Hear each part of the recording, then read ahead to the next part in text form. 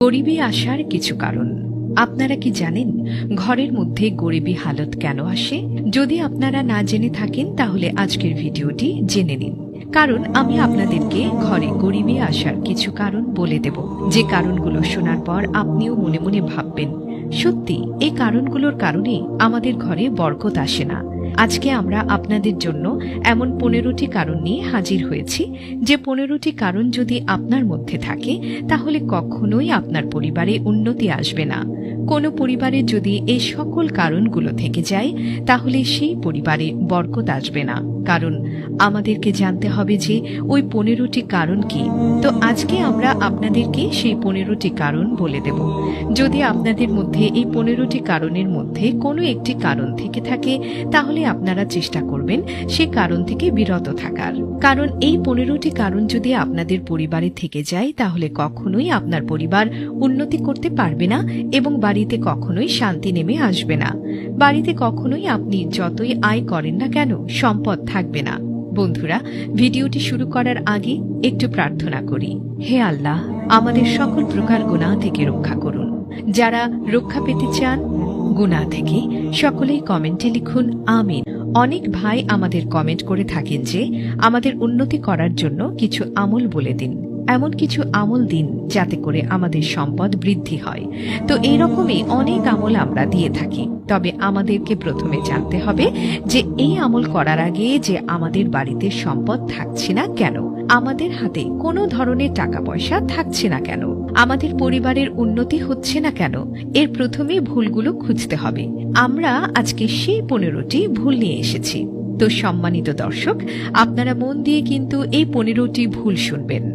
Number 1, গোসল করার জায়গায় প্রস্রাব করা, অর্থাৎ যেখানে আমরা গোসল করি, যে গোসলখানাতে আমরা গোসল করি সেখানে প্রস্রাব করা।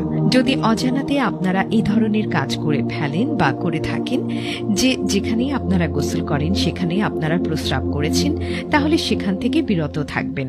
2 নাম্বার হচ্ছে ঘরবাড়ি অপরিষ্কার রাখা, অর্থাৎ পরিষ্কার না করা। অনেকেই দেখা যায় যে ঘরবাড়ি অপরিষ্কার রেখে দেন, দেখা গেল এখানে যা কিছু ময়লা আবর্জনা আছে তা সকলেই রেখে দেয়, এভাবেই পড়ে থাকে। বাড়ি থেকে বিভিন্ন ধরনের দুর্গন্ধ যেন যাচ্ছেই না। এই ধরনের কাজ যদি আপনাদের মধ্যে থেকেই থাকে তাহলে আপনারা অবশ্যই এই কাজ থেকে বিরত থাকবেন। নাম্বার 3, এশা এবং মাগরিবের মধ্যখানে ঘুমিয়ে পড়া। অনেক সময় এমন হয় যে দেখা যায় আমরা এশার নামাজ না আদায় করেই ঘুমিয়ে যাই। যদি মাগরিবের নামাজ আদায় করার পর ওই মিডল সময়টাতে আমরা ঘুমিয়ে যাই তাহলে কখনোই আমাদের সংসারে বরকত আসবে না। যে সম্মানিত দর্শক, আমাদের সংসারে কখনোই বরকত আসবে না যদি আমরা এশা এবং মাগরিবের মাঝখানের সময়টাতে ঘুমিয়ে যাই। 4 নাম্বার কারণটি হচ্ছে যে মেহমান বাড়িতে আসার পর দুঃখী হওয়া।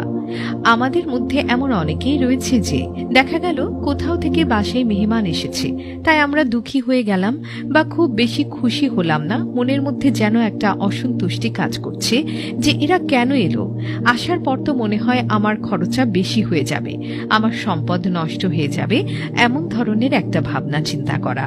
যদি আপনাদের মধ্যে এই ধরনের চিন্তা ভাবনা থাকে যে মেহমান আসার পর আপনি খুশি হতে পারছেন না, মেহমান আসার পর আপনার মনটা ছোট হয়ে যাচ্ছে, তাহলে এখনই আপনি সেটা পরিবর্তন করে ফেলুন। কারণ যে মেহমান আপনার পরিবারে আসছে সে আপনার রিজিক কেটে আসছে না, সে তার নিজের রিজিকেই খাবেন, কারণ আল্লাহ রাব্বুল আলামিন ওনার ভাগের রিজিক আপনার মধ্যে দিয়ে দিয়েছেন এবং তার নিজের রিজিক সে খেয়ে যাবেন, এমন নয় যে আপনার রিজিক সে খাবেন। 5 নাম্বার কারণ হচ্ছে যে আয়ের চেয়ে ব্যয় বেশি করা। জি, আমাদের মধ্যে অনেককেই দেখা যায় আমরা যতটা না আয় করি তার চেয়ে বেশি আমরা ব্যয় করি। হয়তো দেখা গেল যে যদি আমরা 10 টাকা আয় করি তো আমরা 12 টাকা অথবা 15 টাকা খরচ করে বসি। যদি আপনাদের মধ্যে এই ধরনের লক্ষণ থাকে, এই ধরনের অভ্যাস থাকে যে আপনি যা আয় করেন তার চেয়ে বেশি আপনি ব্যয় করেন, তাহলে অবশ্যই দ্রুত এই কাজগুলো আপনি ছেড়ে দেবেন, কারণ এই কাজগুলোর কারণেই আমাদের সংসারে উন্নতি আসে না।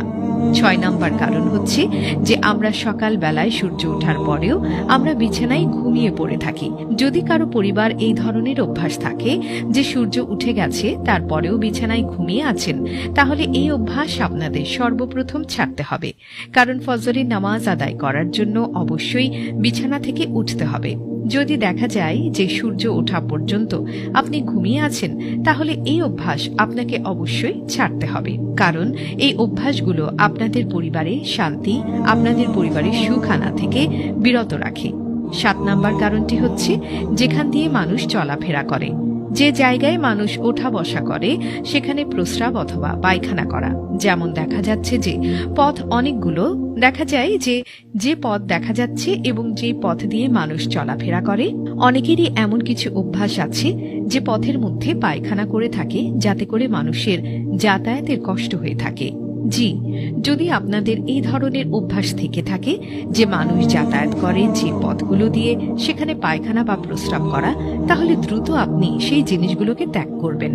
বা যদি দেখা যায় যে মানুষ সেখানে বসে আলোচনা করে, যেখানে মানুষ বসে আরাম করে, সেসব জায়গা থেকে প্রস্রাব অথবা পায়খানা করা থেকে বিরত থাকতে হবে।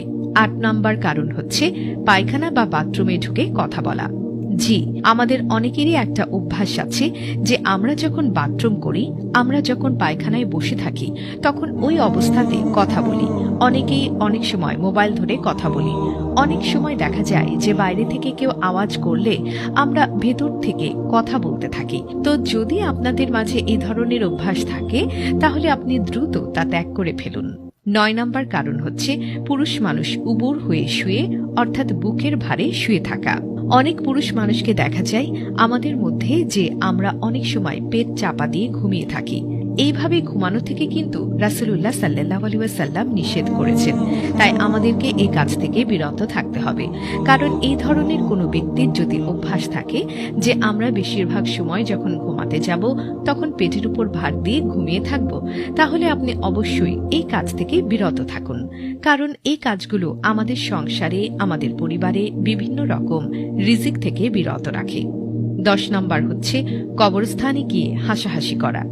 জি, আমাদের অনেকেরই এমন অভ্যাস আছে, আমরা যখন কবরস্থানে চলে যাই সেখানে গিয়ে দুনিয়াবি অনেক গল্পগুজব করি আর খিলখিল করে হাসতে থাকি।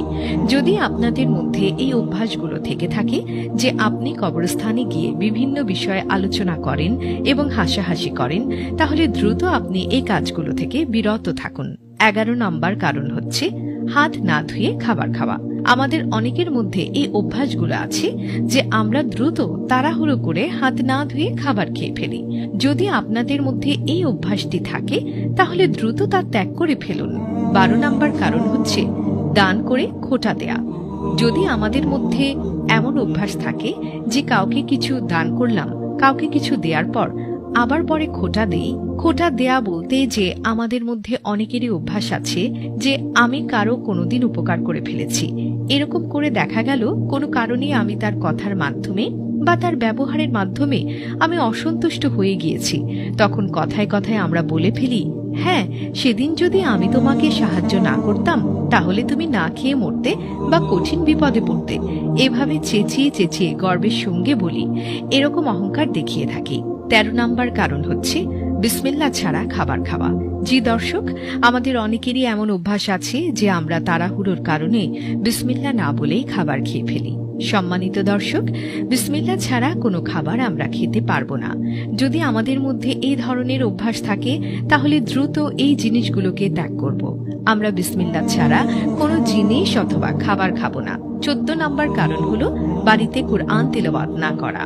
আমাদের মধ্যে এমন অনেকেই আছেন যাদের পরিবারে কারো কোরআন শিক্ষা আছে বা মুখস্থ আছে, তবে দেখা যাচ্ছে যে কোরআন তেলাওয়াত করি না।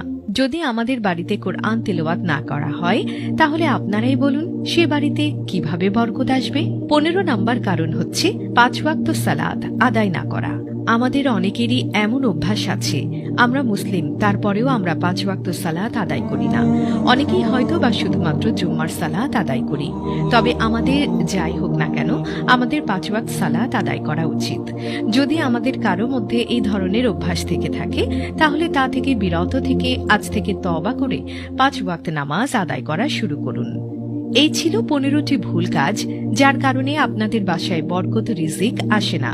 তো বন্ধুরা, এই ছিল আমাদের আজকের ভিডিও।